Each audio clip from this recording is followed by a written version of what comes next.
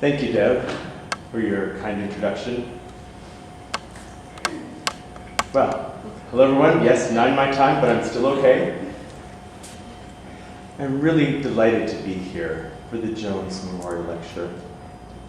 It's a real honor that I've been invited to present. Thank you so much for that. This evening I'm going to discuss 2 studies, my PhD work,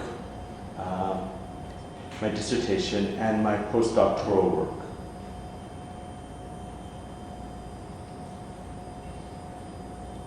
Both studies relate to ASL and early intervention in the context of Ontario, Canada, which is my home province. In addition to that, they both relate to children's learning of ASL and hearing parents learning ASL as a second language.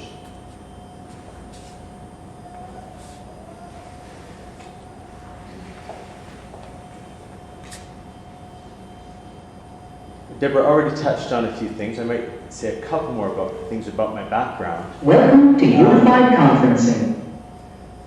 After the tone, please state your name. Has joined the conference.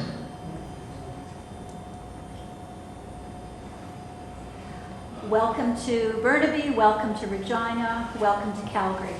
We have just begun the lecture. We're glad to have all of you with us.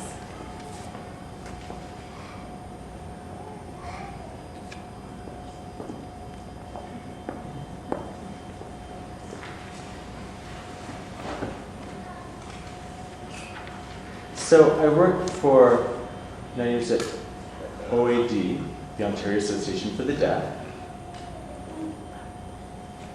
the Ontario Cultural Society of the Deaf, as a literacy trainer coordinator. And in my job, I was responsible to host workshops for deaf people who were working with the parents of young children who were deaf and hard of hearing, teaching ASL and literacy. Prior to that program's establishment, there was no standardization for training for those people. And so, early intervention for parents, we call them deaf mentors or deaf instructors, but often ASL literacy consultants is how we refer to them now. What happened when that program was established?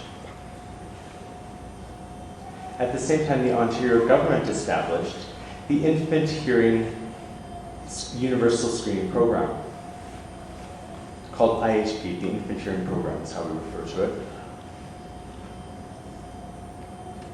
And the agency was involved to provide support to that until the funding was cut by 2005.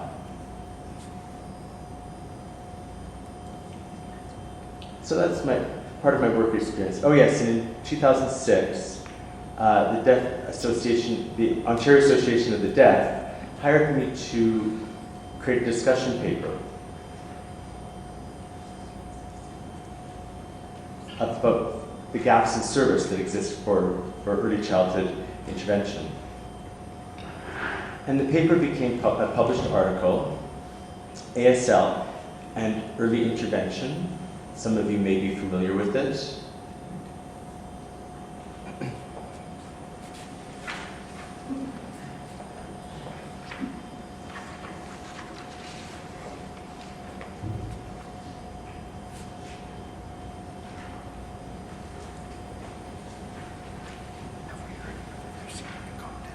The group of deaf children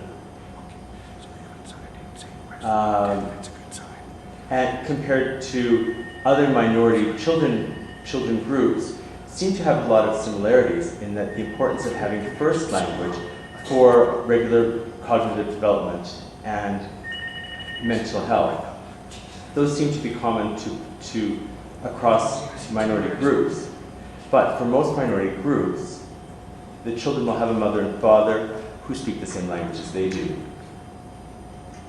In addition, children with disabilities who also may be ESL, are also part of the language community, a spoken language community by and large. For deaf children, 95% of them are born to hearing parents.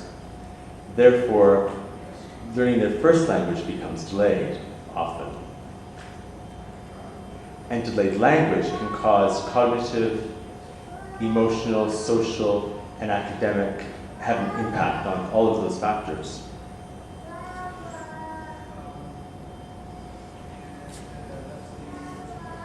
Children with hearing loss, regardless of whether it be mild, moderate, or severe, all are in danger of language delay because they rely on visual language to gain that access to the information. Now, the concept of a societal model of disability, I think some of you might be familiar with. It's quite a popular idea now, where the individual person who might have been perceived as having a loss or a lack really is not viewed that way, but more that the environment he or she is in has the barriers. Now, this can be applied to deaf children who are born and may be thought of as something to fix, but in reality, using this theory, it's the environment that needs to change. And so it's the parents who need to be brought on to give support.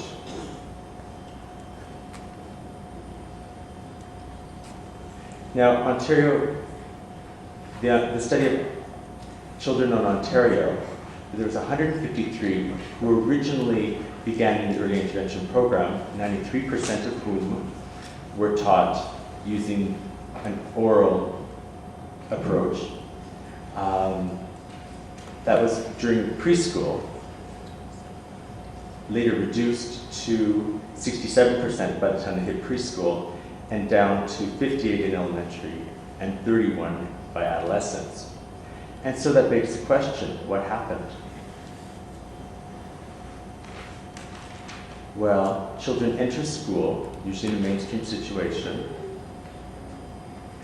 carry on year by year, falling farther and farther behind the hearing contemporaries, until the powers that be feel that the method has been a failure, at which time signing of some description is introduced. So it's really a model of failing before signing. That study was published in the year 2000, before the infant hearing program was established. Now, the government thought that with the establishment of the infant hearing program, that would be the end of this situation, but really it's not. Because with the advent of early intervention, there was really a entrenchment of policy that perpetuated this.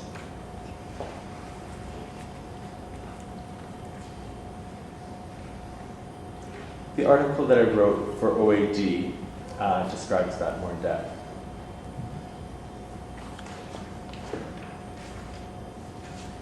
So universal hearing tests started in the year 2000 in England and the United States and Australia, and also in Ontario, which was the first province to have it. And I think there was no other at that time. I know currently BC and Quebec have it. I know Alberta doesn't yet. So that system that was put in place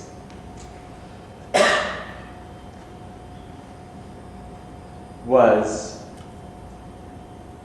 put in place while the child is a new infant, quickly assessed and determined to be deaf or not. And it sounds like a good idea.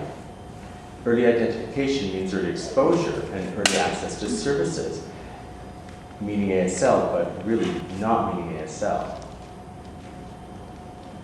The World Hearing Tests in different places around the world, including Ontario, once they are diagnosed as having a loss, are quickly streamed into the ABT route.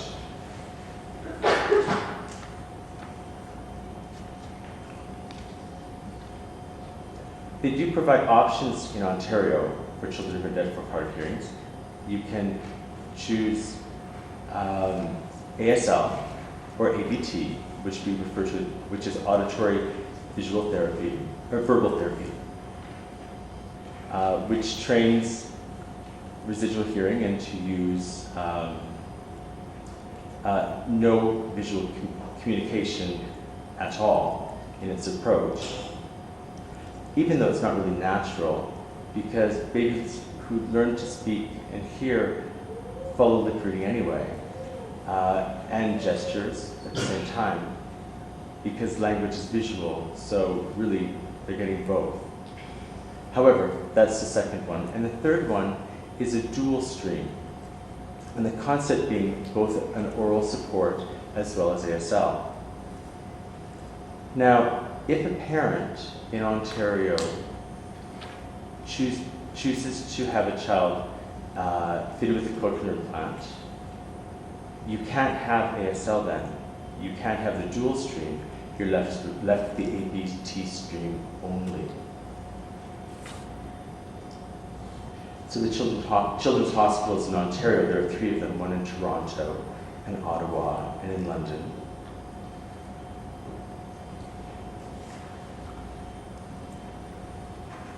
They have a cochlear implant program that requires parents to commit to ABT and not signing, or they won't pay for the services.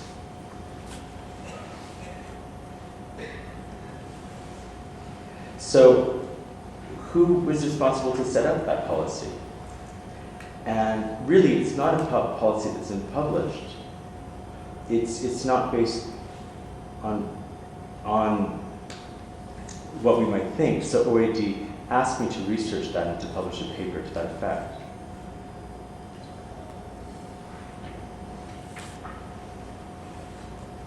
And of course, numbers and statistics with deaf people who have cochlear implants, we know they're rather high, up around the 95% range. So those who sign are very little. Now, for Ontario studies, deaf studies, for the Ontario situation and studying that situation, the trend is likely to continue.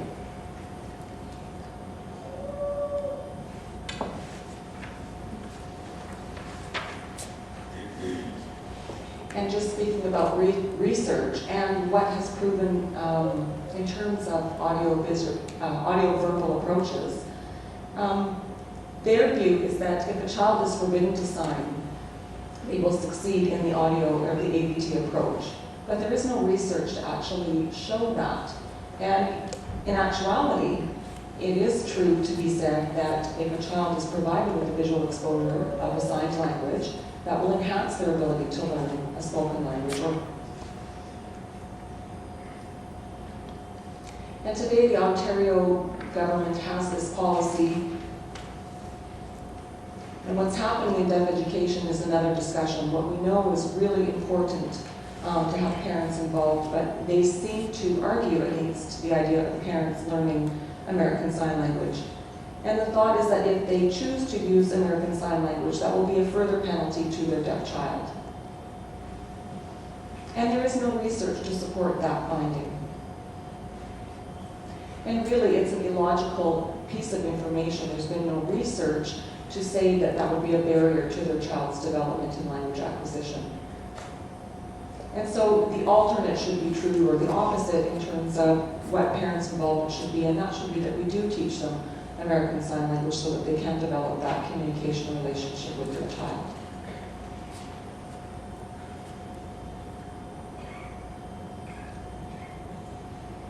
Now, as you'll recall, I said that the infant hearing program was established in 2000. It became a universal screening program, and then most children were routed to the ABT stream. And there wasn't a lot of information in terms of bicultural or bilingual approaches, and those studies really are based on older findings. So we have nothing new to refer to. And in my study, when I found that if in an early intervention approach, if we did provide a bilingual, bicultural environment, that the assumptions would actually be opposite to what the assumptions are in terms of a spoken language environment. I believe that parents initially respond in ways of grief and that they're saddened, but that's truly a cultural response. And if we look at it from another perspective, from a cultural perspective, we could say, well, yes, we do have a deaf child, and encourage that as a positive experience coming from a cultural lens.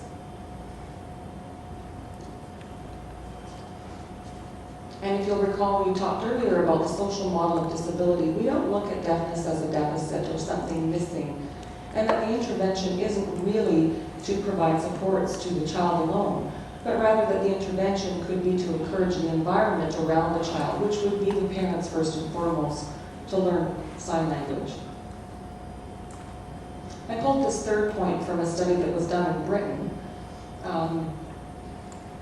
Elise Young interviewed hearing parents who were involved in bilingual and bicultural environments in a British Sign Language intervention project.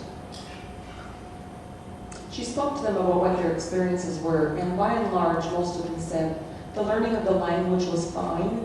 They appreciated meeting other deaf individuals in the community, but what they were most impacted by was the cultural revelation that they were hearing and their child was deaf, and that their identities were very different. So that was a challenge, but what it did give them was a concept that a deaf identity is not only related to a medical label, but it's related to a cultural and linguistic identity.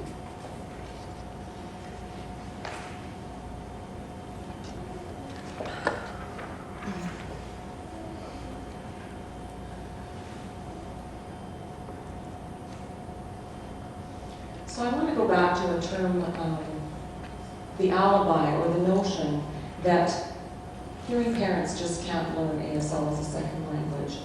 But I think what we need to look at is the framework of how the language is being taught. And there are two different frameworks. If you're looking for linguistic proficiency and fluency, that framework is relevant for those who want to become interpreters, for those who want to become teachers of the deaf, in the realm of becoming professionals. You cannot take that same framework and apply it to hearing parents, albeit they are also adult language learners of a second language, but the motivation for learning is very different. The professionals are learning, their motivation is to become professionals, to develop and become a career, make a career out of this. But the motivation for parents is very different. Their motivation is to communicate and connect with their children. And I believe that deaf mentors or those who are working with families already intuitively know that, and what the better goal or the better framework for teaching ASL is to develop that conversational connection, that communication that they need to have with their child. And if you look at the curriculum that's used in a more professional framework for those who are becoming interpreters or teachers of the deaf, this is a more linguistic approach. If you're familiar with the program or the curriculum Bravo, that's a far better framework to work with parents in terms of teaching ASL.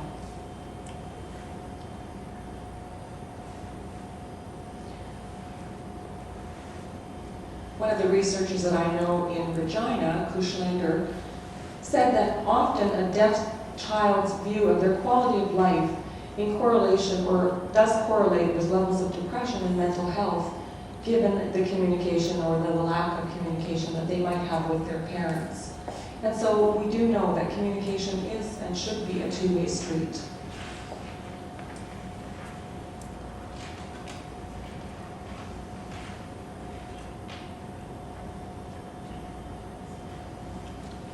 When I speak about ASL literacy, what I really mean is, typically literacy is often defined as reading and writing English. Typically that's what we mean by when we look at the word literacy. But if I'm focusing on, or that term actually focuses on the individual and their psychological abilities to read and write, and can they, and it's measurable and they're isolated incidents. For me, ASL literacy is far more a social interaction, culturally mediated, how language is used. And when we look at how the language is used in a variety of environments and circumstances, and how does that person mediate that information through their cultural experiences. For children and parents too, literacy in terms of ASL is not just about reading the text and signing the text. All of the cultural nuances, all of the cultural pieces of identity are incorporated, those which identify with the individual.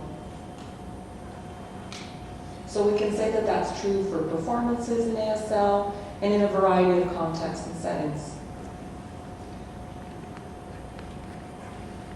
The medical or pathological label towards deafness is very restricting, very prohibiting in terms of being able to identify and show the cultural relevance of American Sign Language.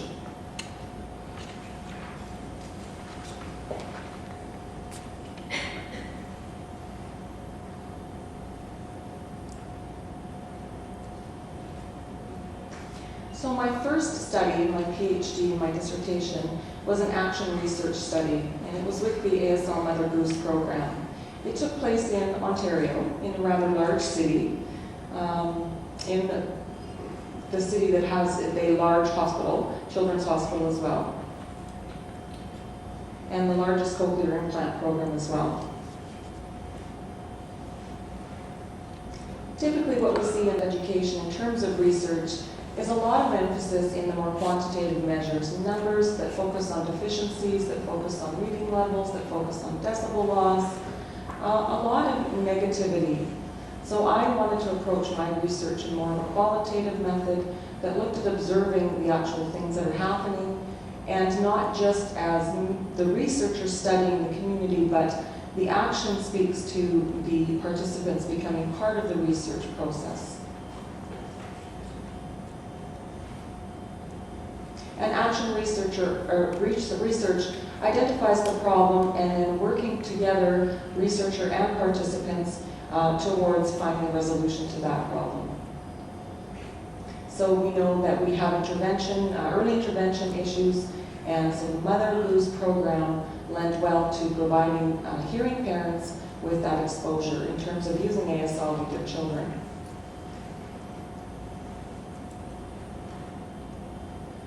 The larger community that I worked in had a local IHP, infant hearing program, that would refer parents and families to the program, the service that I was running my program under.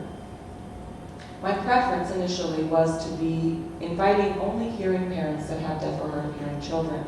But at the same time, the agency provided services to both hearing parents and deaf parents. So we opened the program and invited to anybody who attended the service agency.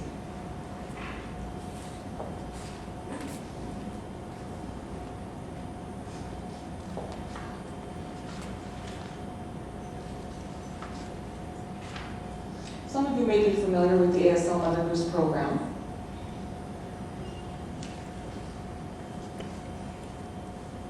In 1990, the spoken language Mother Goose program for parents was established in Toronto. And the purpose of establishing this program was to teach parents oral nursery rhymes and poems and stories with the intention of connecting with their children and supporting their child's literacy development as well. In 2003, the Ontario Cultural Society of the Deaf established a partnership with the hearing program, really with the same goals, using the same methods, the poetry, the storytelling, developing literacy, connecting with the children, but at the same time not borrowing the information that was coming from the spoken program, the English program, but rather working towards the goal of using ASL as the main focus and the literacy coming from the deaf community.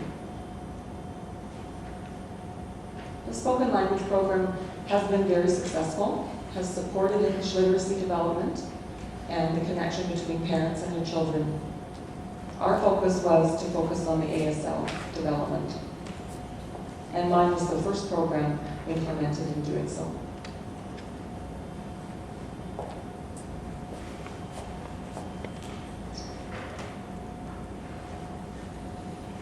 I've spoken a little bit tonight about ASL literacy, but I really want to look at emergent literacy.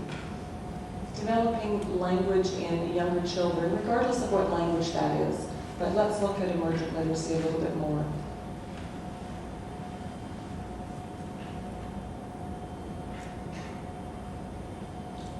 Emergent literacy lends well to metalinguistic awareness. So the awareness of the individual that's already incorporated, regardless again of whether the child is deaf or hearing, uses a spoken language, a signed language.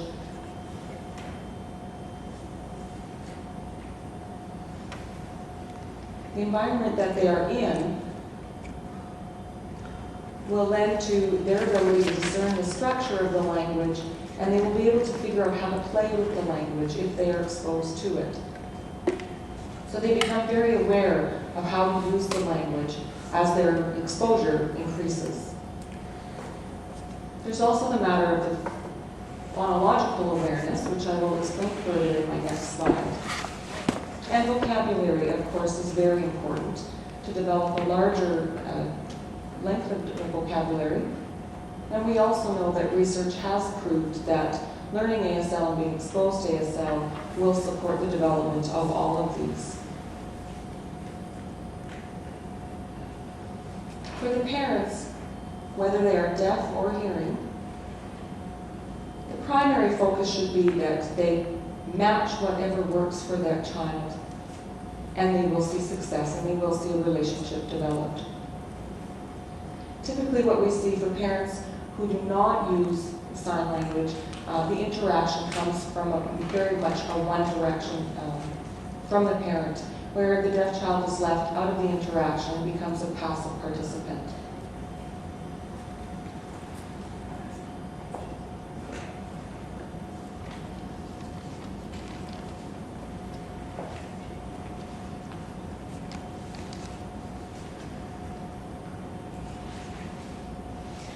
Ballard came up with the concept of ASL rhymes. He has his PhD, he is a prolific poet in ASL. And to identify that ASL truly does have its own phonology, and we typically think about phonology as being something that is derivative of sound. And true enough, in spoken language, there are broken down units of the words, so the units of the sound that come together. But in ASL, there's a different perspective on the phonology. The phonology incorporates handshapes of the language, so various handshapes like a closed V, an open FOD, and so forth. It also incorporates the movement, the location of the sign, and the palm orientation falls under the hand shape, I believe, and there's a number of other features. So as an example, there's a poem called Peekaboo Animals, and it goes like this. Peekaboo, lion, lion, peekaboo, tiger, tiger, peekaboo, bear, bear, peekaboo, monkey, monkey, and peekaboo, peekaboo, all of the animals. And this is done in a very repetitive manner, and it's a visual rhyme.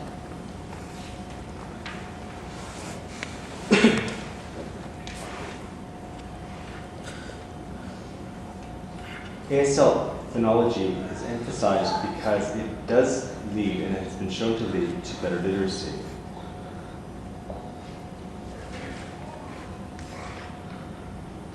And that has been researched.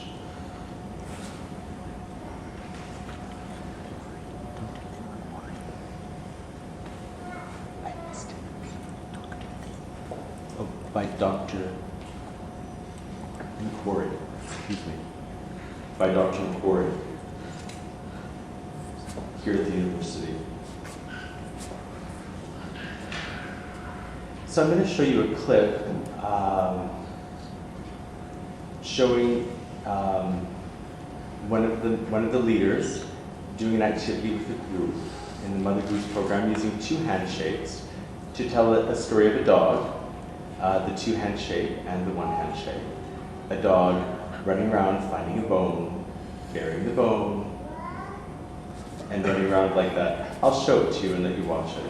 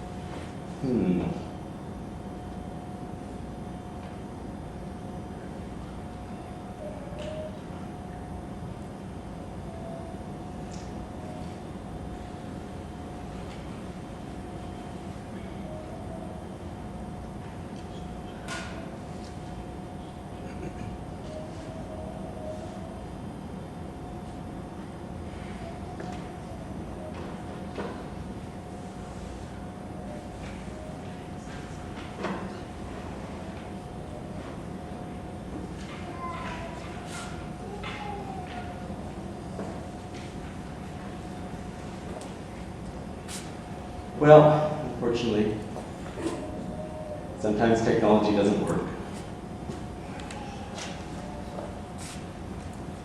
It's a cute little clip, though.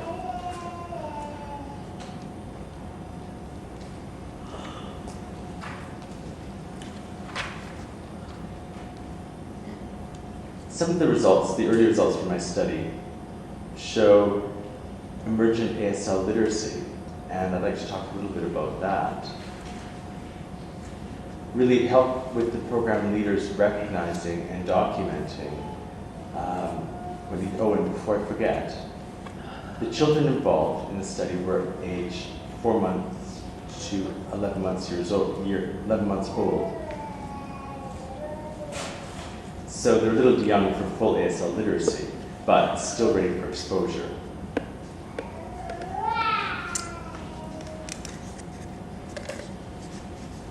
So we did notice their improved ability to attend, because children aren't born able to attend naturally. It needs to be taught as part of the communication.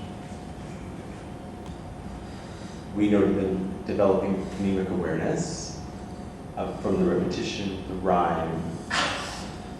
We even have a clip that unfortunately didn't work, of a baby actually doing some copying of a sign. So of handshake and movement.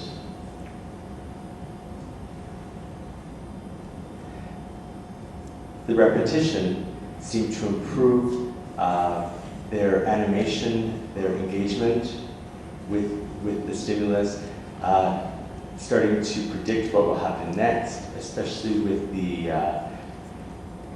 animal's story, and it gets to the part where the tactile spider climbs on them and gets them, and so they begin to predict that. So through this training, by the time they get to school, they'll have a structure in place, an understanding of how storytelling is done.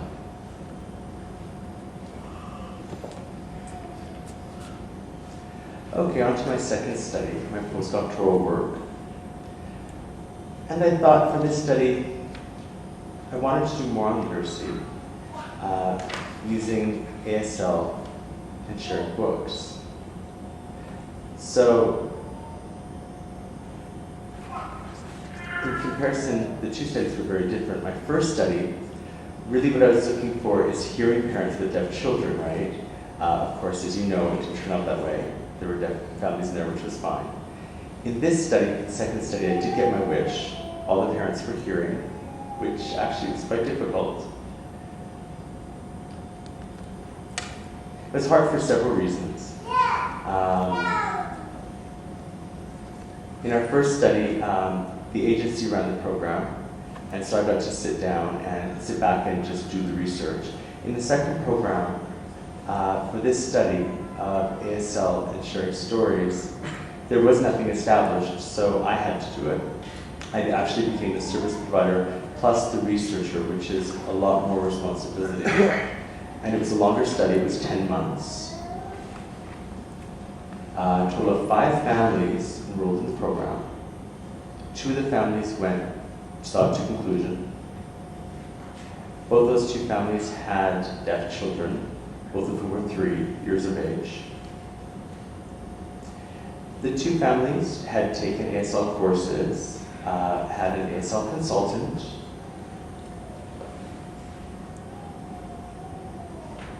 and worked with 3 different deaf instructors who all had good qualifications. They worked at the School for the Deaf, but they were deaf instructors, and or both. 2 of the women were also parents of deaf children too, so really highly qualified.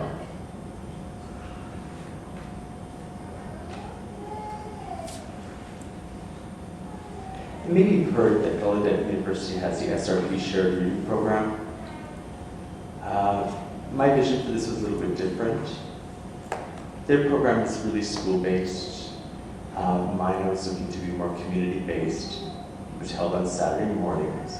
Bryston has an early intervention program center, so I was able to use that. The Gallaudet program is more focused on technology and using video, which is fine for what it is. I really wanted to focus more on a live person, having a deaf person in front of them. And so I did the research that way.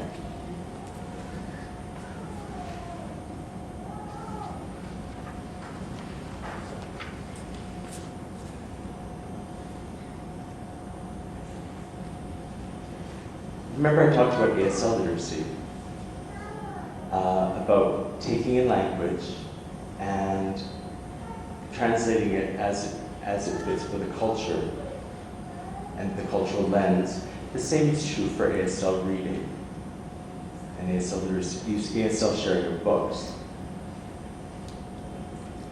So when a parent reads a book with a child, most parents think that they would read what's on the printed words on the page. They would say the words, and then they turn the page, and on the story would go. That's what you would typically think, what most parents would typically think. There may be an occasional question or a comment on a picture, but by and large it just follows the printed word. For deaf sharing of stories, it's very different. It includes a lot more information. Yes, it includes the printed word and the concepts therein, but it also includes the illustrations, and the illustrations can become quite involved conversations, certainly more involved than the actual text itself. And I noticed that what happens with the book sometimes is that in a typical English story, there is an event and then there's information missing, and then the next event occurs in the story. And so for ASL sharing, those gaps are often filled in. Like in the story of A Snowy Day, there's a boy who wakes up, looks out the window, and sees that it had snowed. You turn the page over, and the boy's outside with his coat on. He's already outside. And so, through ASL sharing, the question we ask, well, what happens in between? So, it'll often be filled with, well, he got up, he had breakfast, and he got his clothes on to go outside, and all that incidental information gets added. Because it could be a deaf cultural norm, it could be that the deaf adult is thinking of the child and what gaps he or she may have, and so is trying to fill it in that way, or perhaps a combination of both. I'm still trying to figure that out.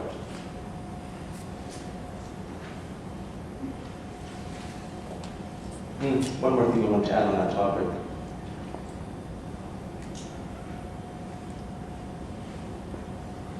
Using sign with book, each time the story is told and the book is told, the story changes a little. It may be a different signer, or maybe a different sign that's used, or because ASL is an oral tradition, and still an oral tradition, perhaps through the use of technology it can become more standardized in the future, but again, that's not something that I employ.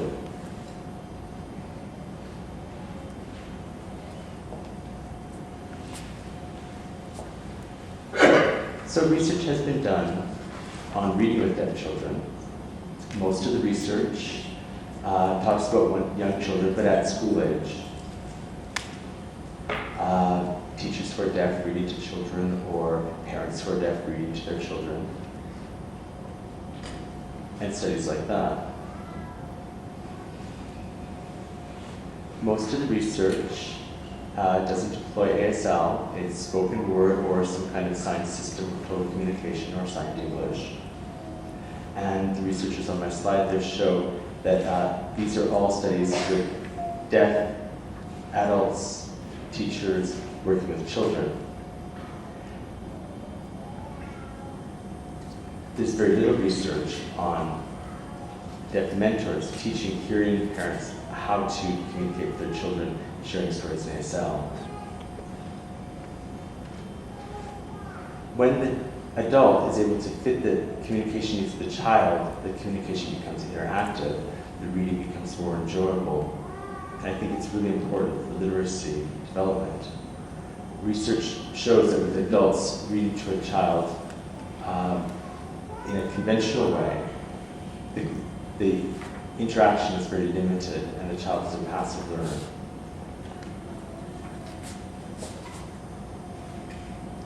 Now, I plan to show you a clip, but it's missing, unfortunately. The technology just isn't working with me tonight. It's a beautiful clip I would have liked to have shown.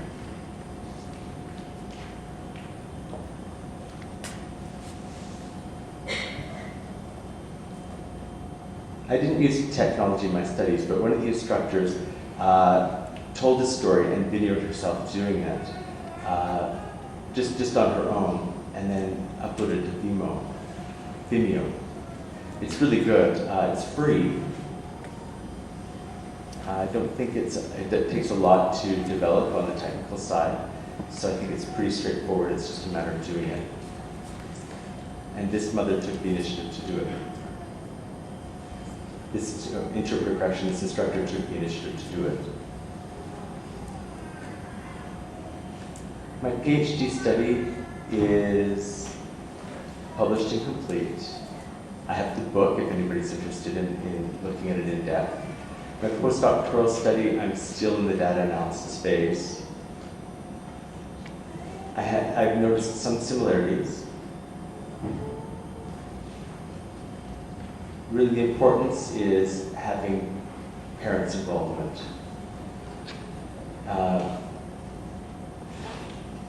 In the two studies, there were some differences with the Mother Goose program. Having deaf parents involved was really beneficial.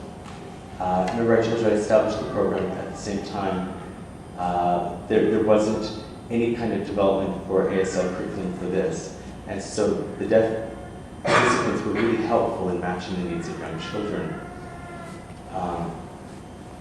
Like in the Jolly Bear story, Jolly Bear poem, which looks like this: bear, bear.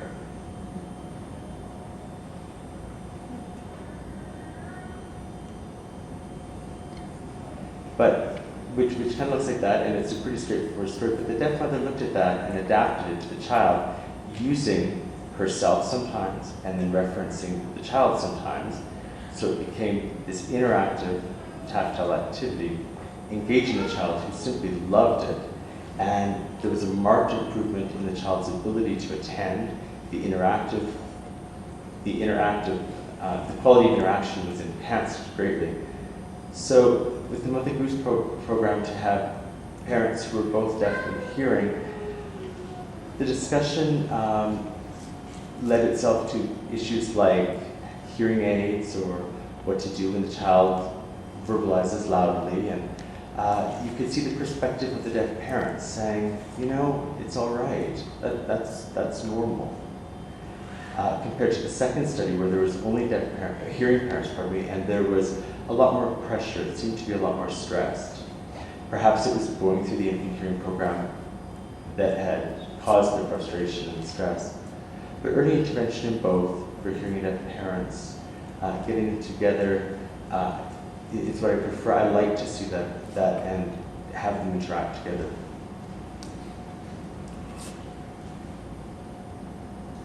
Just as some of you might know what has happened in Sweden, probably in the 1980s, there was a unified approach where hearing parents and deaf parents did come together. And that really did work in terms of lobbying the government and changing the educational system, because the parents worked together in a more solidified approach.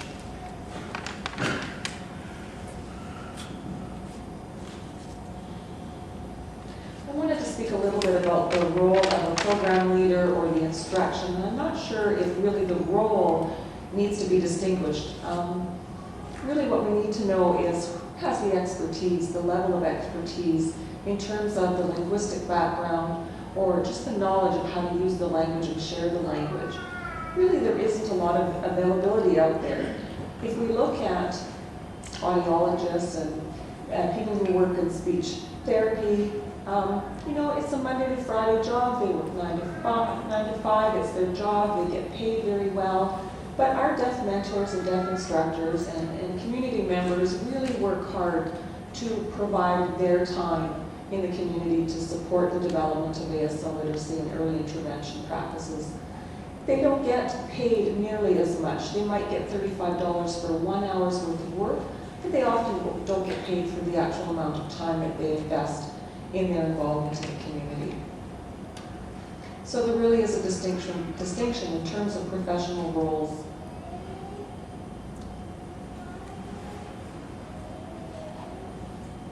And if we're looking at, is it linguistics, is it storytelling, is it features of the language, components of the language that we want to incorporate, whether that be classifiers or characterization. If that's what your goal is, then you're going to learn from the deaf members of the community who are involved in this approach. But it seems that when hearing parents come to the programs, they often really have a conflicting understanding or expectation of what they want to learn. When it comes to storytelling, they're looking at basically a word sign, a word for sign in terms of telling stories to their children. But ASL storytelling isn't like that.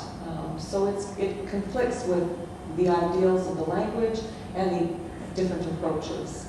So with early intervention, if we can support the idea of communication and a literature-rich environment for deaf children to develop and learn, we want to look at using more of the ASL approach with deaf instructors and deaf mentors. Despite the conflict in expectations, parents were still committed in both the Mother Goose program and the ASL storytelling program, and really wanted more when they had completed their time with me. Sadly, there is no other programming available for them at this time.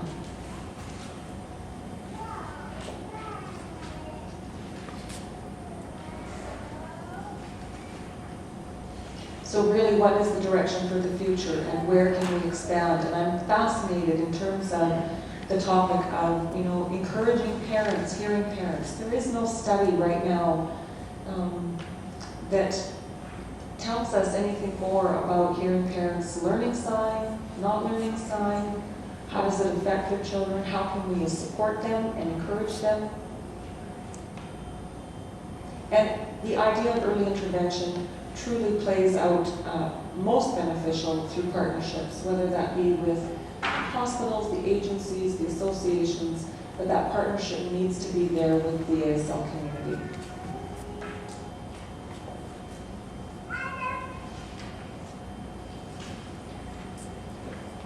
And I think I'm at the end of mine. I might have went through this really quickly. We did have a few pieces we weren't able to look at. Very much, Kristin.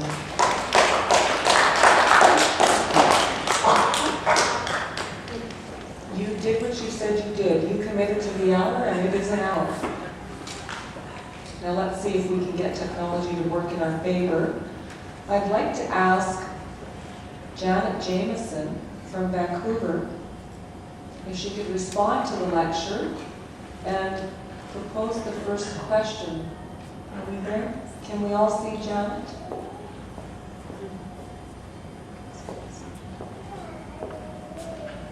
Hello, Janet. Can you see us? I see you. Okay, we're ready for your response to Kristin's lecture.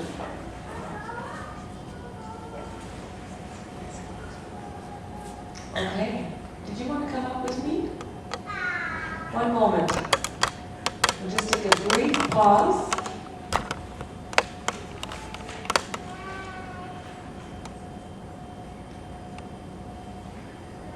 Okay, well, first and foremost, thank you for the most interesting lecture.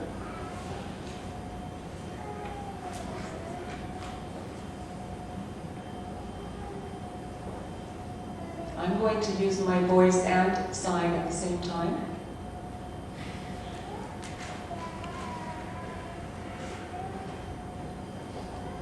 Okay, maybe not. Thank you so much again, Kristin, for your lecture. It was fascinating information.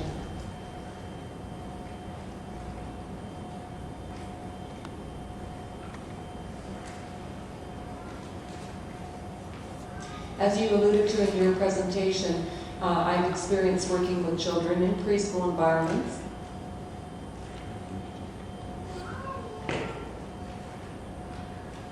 In early intervention settings, and now what I've noticed in terms of working with infants,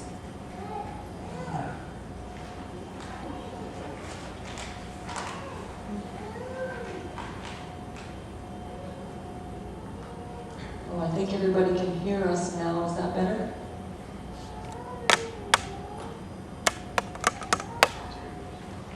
We can't hear you here in Edmonton, so.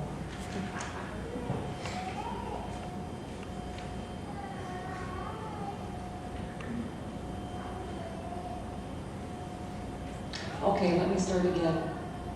Your presentation and your research really did help me understand how we can work with hearing parents and encourage and support them better.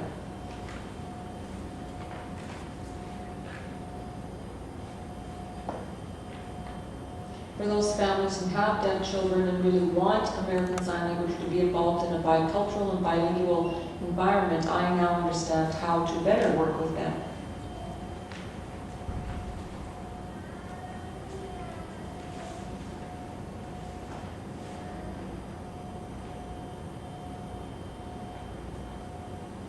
Really, what has hit me the most out of your presentation is the idea of partnership.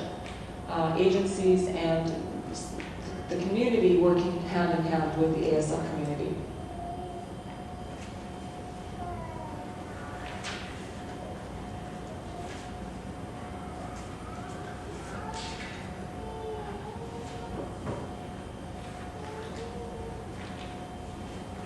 You spoke in your lecture about the framework or the difference in frameworks of how to teach hearing parents sign language and the importance of it in developing literacy skills.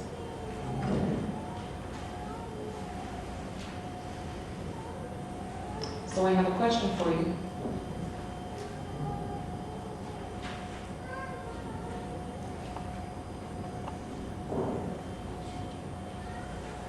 Here in Vancouver and likely in other cities across the country,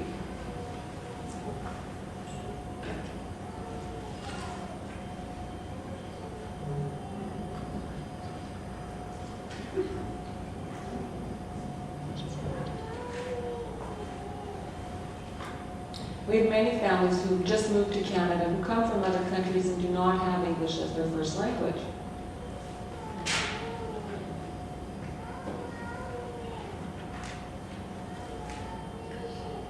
So my question is, in your research, did you have any findings that could be applicable to families who do not use English as their first language, and how can I support them who do not speak English as their first language?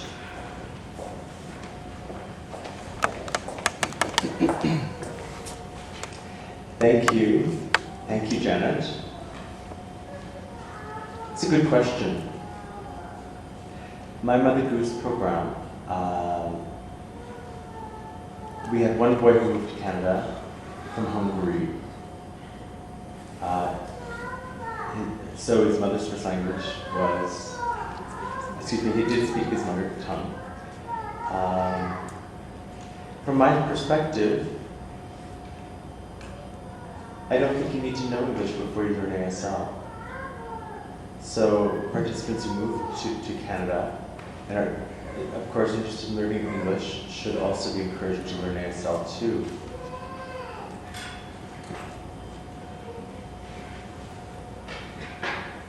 But how to get them, how to find them and draw them in is the question. Again, I emphasize partnerships for early intervention with doctors and audiologists and so forth. And of course, I advocate for learning ASL. And so maybe different spoken languages in the community also need to work with their doctors, audiologists, and therapists too, in the same way. So the same framework and the same spirit of partnership could be applied to this. Thank you, Janet, for your comments and question. Now we'll open it to the floor. You can have a question either in English or you could use ASL to ask your question. Either way, so the floor is open. Time to interact.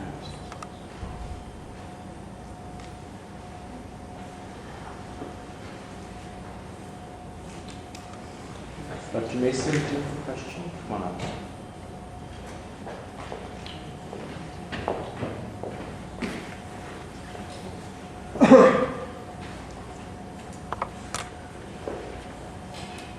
Thank you. I enjoyed your lecture today.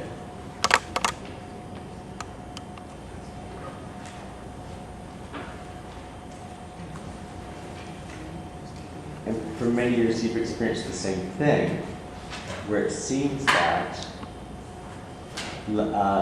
language in English means one thing, it means the same. It's breaking our habits. Oh, excuse me. Interpreter correction.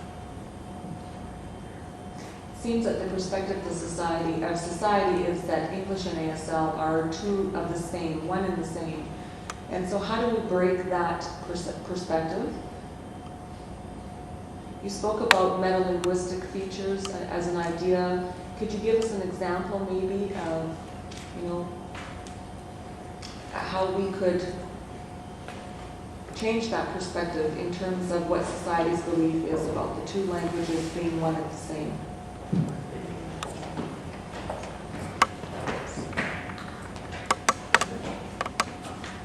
Thank you for your question. I do agree with you that there's lots of talk about language, about ASL as a language, but not a lot of support. There's more support for English, Any other spoken languages, after they are acquired, can move to a second language. And Jim Cummins, who is my supervisor, just developed a lot that theory of second language development. But ASL isn't supported in development of English, is the perspective, because you're not hearing English, it can't be applied. And so I agree that it is the same old story. Now, when people describe ASL, they describe it in a more diminished fashion. And we've experienced that all.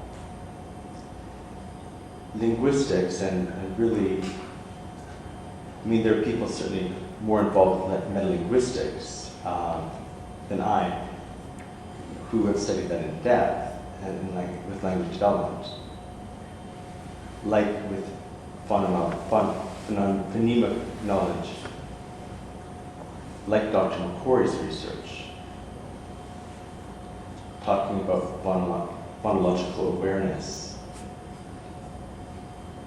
And that study is beautiful that she did.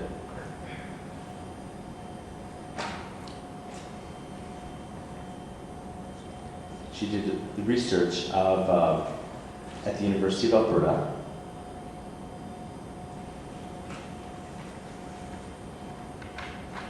Where some had quite intensive literacy skills and some didn't. And their reading skills actually have nothing to do with their phonological or sound-based awareness. We know that children typically develop literacy skills based on phonological awareness, but deaf children have a different awareness, and so the discussion became that maybe there is an actual ASL phonological awareness that's done through the language itself, and that's the foundation for developing literacy skills for deaf children. So why, we could probably look at that in terms of the answer to the questions that come from societal perspectives.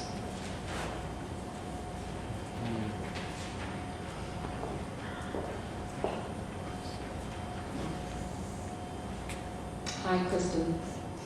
My name is Kristin Steele. I'm from Edmonton. You opened talking about the various forms of technology that are being used, cochlear implants as one of them, and that many of the children are being cochlear implanted for development of language. Did that support your research, or did that really hinder your research?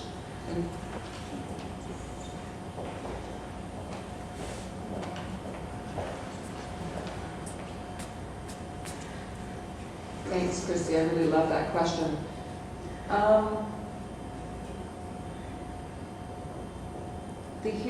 The infant hearing program and the demand for deaf children to be routed through the ADT stream really did become the foundation for my research, because so many were lacking in services, and many parents told me about their frustrations and some of their successes, but it really did assist me in developing training to provide those parents with the support that they needed.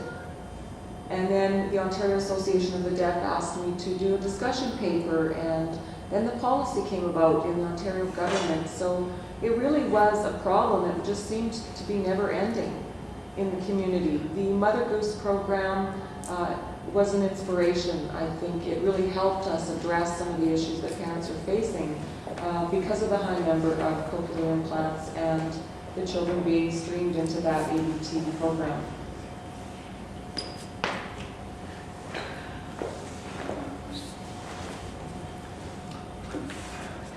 I wanted to add and back up just a little bit, if you indulge me.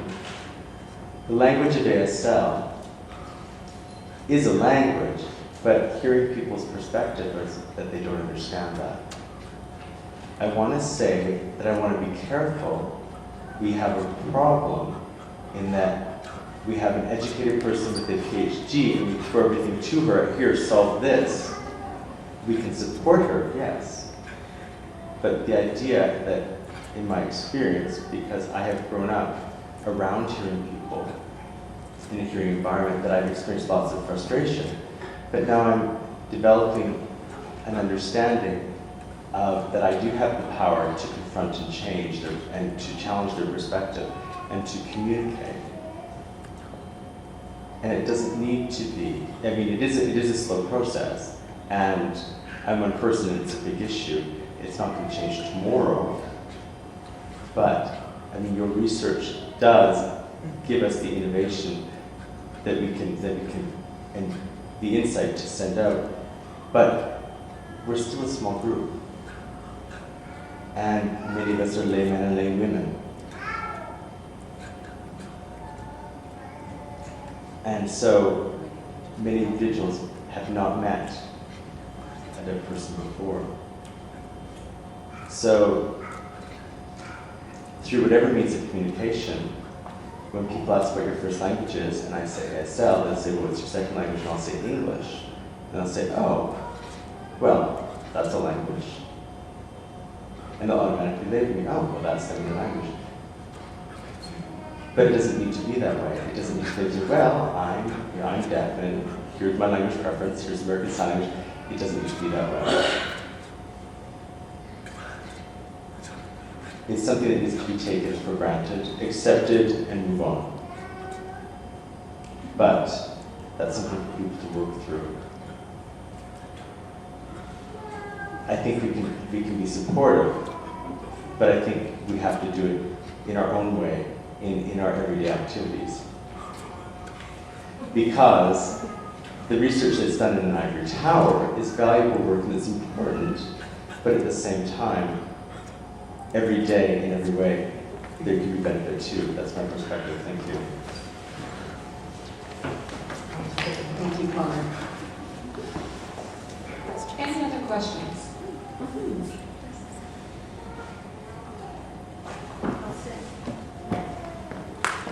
I'll still stand here because everyone is doing it.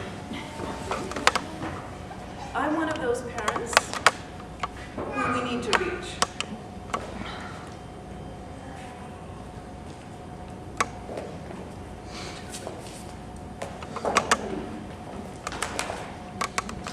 So I'm one of those parents who feels very much that there's this big barrier between deaf people and the hearing community that needs to be at workshops like this. And it's of great interest to me, and it has been for 20 years, 25. My 25-year-old son's sitting over there. He's doing his second degree here at the U of A, so something we did was right. I'm still trying to figure that out. But we did use sign, total communication at that time. But also, I think there's so much more involved in the particular system one adheres to. It's about, if a parent wants to communicate with a child, a parent does whatever the parent needs to make that happen. So I have no doubt that I used a lot of gesture and a lot of body movement and a lot of demonstration and a lot of interactivity to make that happen, even though we may have used signs in the English word order a lot of the time. But what I'm very interested in is how do we get to the group that we need to get to? Hearing parents feel they're a world apart from the deaf community, never see deaf people. And we need to break that wall somehow. We need to make ASL and deaf people a fearless enterprise, a friendly enterprise, an accessible enterprise, something they can do easily. I remember my first experience going to the school for the deaf. I was scared to death, and I was all alone. But I figured it was the right thing to do since I had a deaf kid. And that changed everything. I met Linda Cundy, and the whole world changed. But I'm wondering, Kristin, I've so enjoyed your talk. And Damien and I are writing a book together about deaf literacy and the problem. And I'd be interested in knowing from you how you feel we can best break that barrier between ordinary hearing parents who are susceptible to a range of messages, I would suggest. It's just that they're not getting a range of messages. How do we best do that so that those hearing parents we're talking about can come here, feel they can come here, want to come here, know this even exists? We need to break that barrier somehow. Damien and I are going to try to help through a website, through a book, through whatever we can do. We've been working on this for 20 years, or I have been. And I'm heartbroken that we're still having the same conversations and that the wall still seems so firm between the two groups. Anyway, I would appreciate your ideas and insight on how to do that.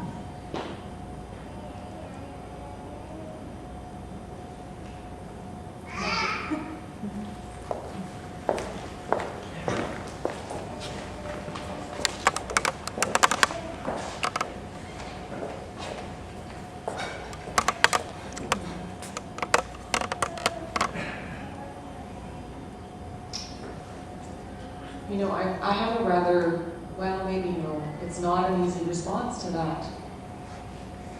The ASL Mother Goose program really is a fantastic way to introduce hearing parents to the deaf community. It's a friendly environment, it's an easy place to be, but you know, it always boils down to money. Funding seems to be the issue.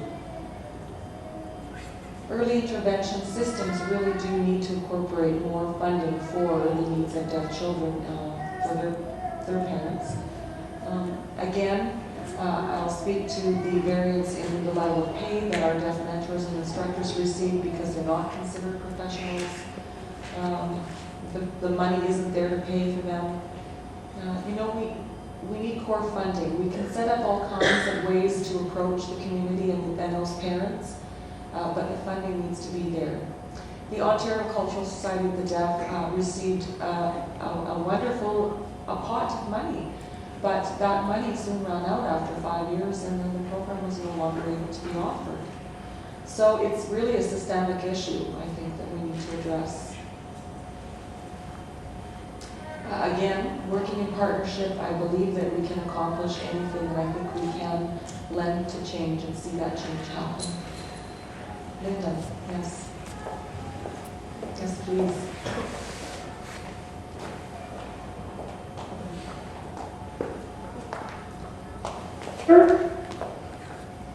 I just wanted to expand on that comment. I really do appreciate your comment, Kristin, and hello friends out there. We do really call that a systemic barrier, and what happens is that it goes back to the quality of education. It's really not easy to make connections to the deaf community. There's no quality of education to connect to the hearing community. They weren't educated in that way.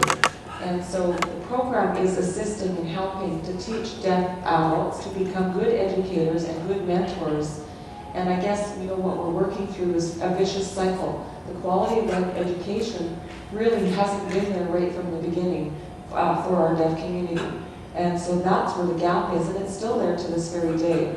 If I tried to bring up, a nice, beautiful topic from back in 1953, if you take a look at Dr. Bernard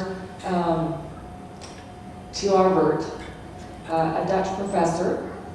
You look at his comments in 1953, he said many people before him said, if you want to teach deaf children, you first need to learn their language. That's it, that's all.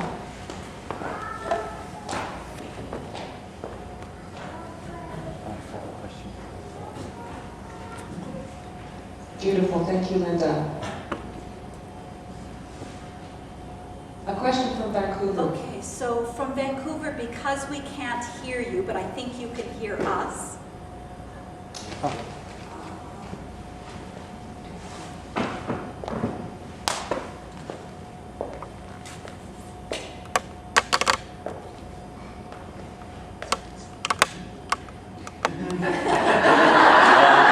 deaf, so I'm probably okay.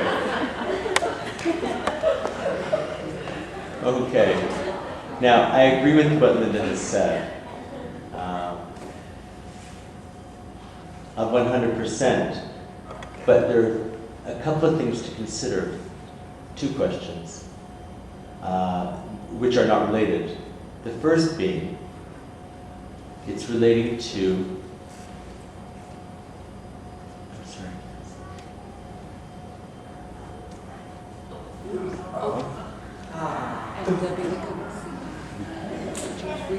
Did you get it? Sorry, they're gone. We've lost the connection. I'll take a question from Edmonton. Thank you, Drew. Do you want to speak English or do you want to sign? Okay. Interpreter ready?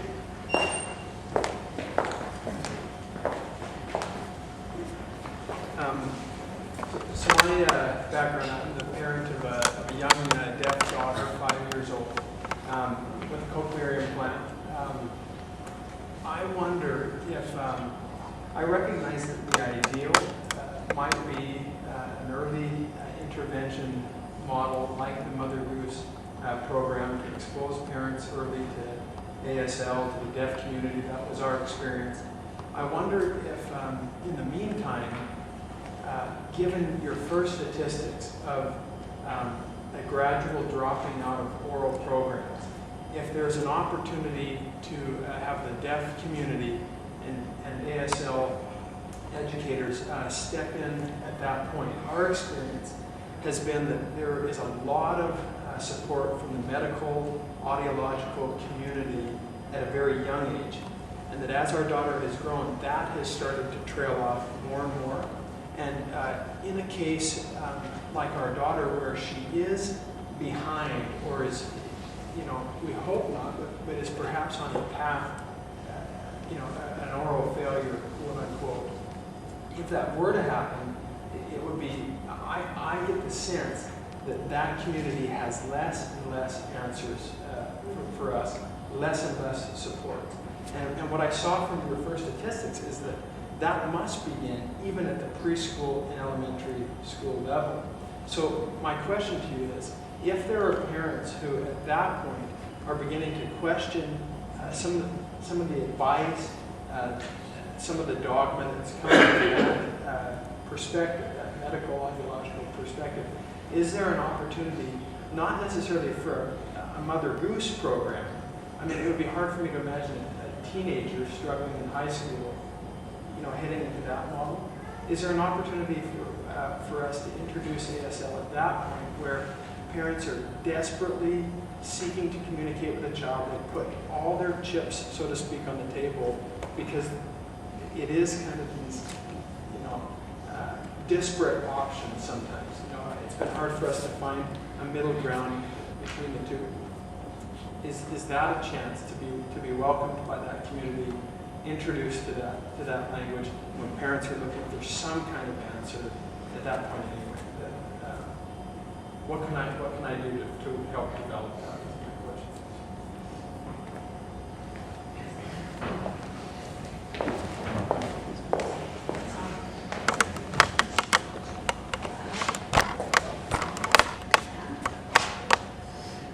Well,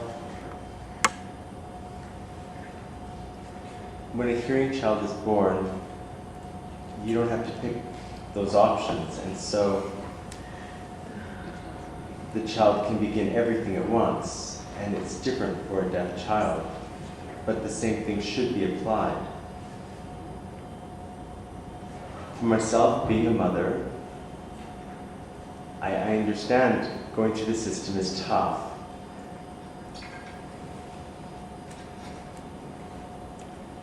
If you pick the medical model, medical perspective, there's a lot of support for that initially. And if you stay on it and go on the path, the support's there, but if not, you're on your own. Because the community doesn't have enough resources, enough programs that are ready to be offered at the higher level. Now, I'm not sure if I answered your question, though.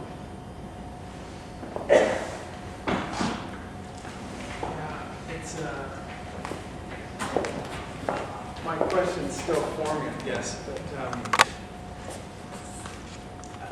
I guess I'm interested in your advice. What is the best way to introduce parents at that point? Where in a case where, again, that medical community has fewer and fewer answers for a child who is not succeeding orally. How do we introduce parents and children to the deaf community at that point? The parent groups that I'm part of, I don't see any of the parents here tonight. But the more their child perhaps fails in an oral approach, the more likely they would be to reach out to this kind of setting, find these kind of answers, because they're desperate to communicate with their child. So again, I don't know the question. It's the one I've had all along. What are the best options? What do we do? That's not very helpful. But thank you. I'll go sit down.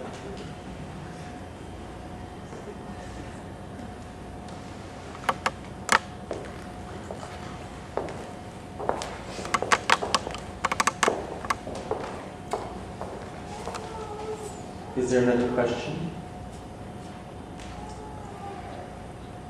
So one comment and then the last question from Kirk.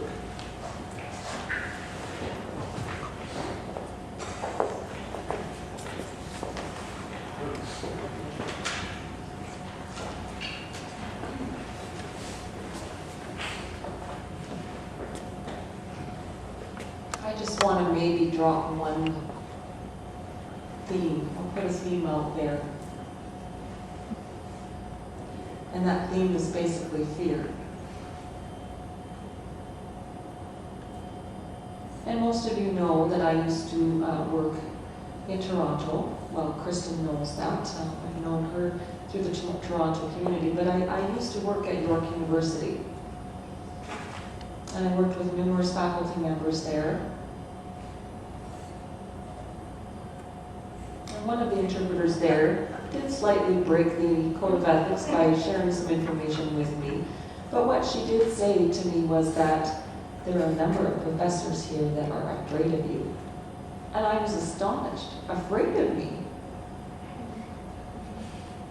And so I kept that thought in my mind for a long time. And, you know, I went back to my childhood years growing up, and I think about, you know, deaf people in the community. And there really isn't a lot of partnership between parents and the deaf community. And could it be a result of fear? Could it be that the parents are afraid of showing their weaknesses maybe in terms of not having ASL as a language? Could it be that the deaf community is fearful of showing maybe some level of incompetence? Is fear truly the factor that we're looking at here amongst everyone? So, Kristin, maybe this is your new research project that you can start looking at fear as the isolating factor. I don't know, just saying. Thank you, Dave. And Kirk, we'll take you for your last comment.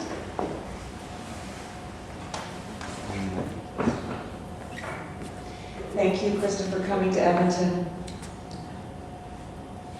It's really fascinating for me to listen to you tonight. I myself am a child of deaf adult. So pre-Mother Goose program, I'm not part of that generation.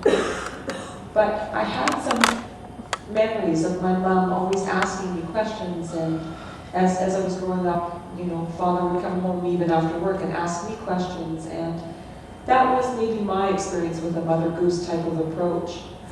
But I'm more fascinated, I guess, in language development, and I guess that's the reason why I came tonight, in terms of literacy. But have you studied a group of CODAs? Have you spoken to them about the approach that they experienced, or what they experienced? You spoke about researching, you know, in the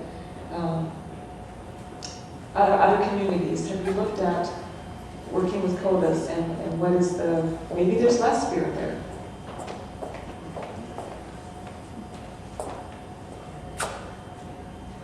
My Mother Goose program did have one CODA, a hearing girl involved with the program. And like I said, we opened the program up to hearing parents with deaf children, deaf parents with deaf children, and hearing children. So I did have one incorporated into my study, but that's it. So yes, it would be really nice to do some research in and amongst a group of children with deaf adults as what their experience is another time. I think if early intervention programs welcomed both deaf and hearing parents, we would also include both deaf and hearing children as siblings and expand the group in that way and offer the services to all of the family members. Thank you, Kristin. I'm watching my time. I know that some of you have more questions, and I think that you'll have the opportunity to meet Kristin outside in our reception area, so you can socialize and take that opportunity to ask your questions at that point. So in wrapping up, Kristin, your research is very powerful, and the fact that it's a Canadian research study, we are really thankful for that. Welcome to Unified Conferencing. After the tone, please state your name. You are the first person to join the conference. Oh, we've got someone joining us again, Kristin. Sorry. Has joined the conference. So thank you again. Has joined the conference. I really appreciate your publications and your experiences, and in terms of sharing the perspectives we have out there in the world. We have European, we have American perspectives, and now we have research that's coming from Canada, and the research with Dr. Lynn McCory very much supports one another. So maybe we can encourage you to come back more often and work alongside each other. Again, thank you for all of your work. Thank you for coming to Edmonton and presenting to us this evening. And we really, really appreciate it. Thank you so much.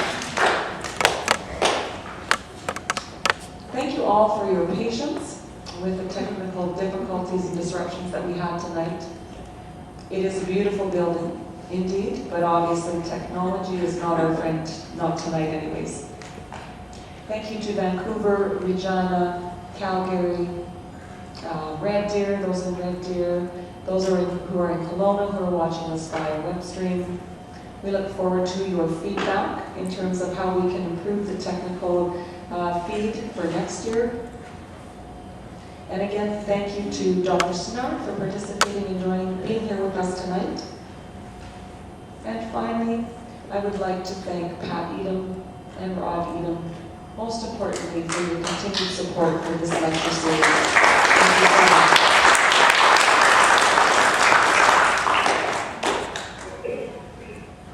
Clearly, from the interest of this lecture, people do want to continue the discussion on this topic. We've seen it from as far as BC to Manitoba tonight. People want to be involved in the discussion. So for me, that's a very positive step in the right direction from your research, Kristin. So again, I do thank you for being here. Please join us anytime. That is anytime. Please stay for the reception after, just outside to your right in the hallway here. And I would like to finally thank the communication team. We have 3 interpreters here this evening and a cart provider. Thank you very much for your services. Thank you for videotaping for us, and I hope I didn't forget to thank somebody. Also, thank you to our 2 volunteers over to my left. And last but not least, thank you to Robin Deco for taking care of all of the details of this evening. Thank you. Please join us outside.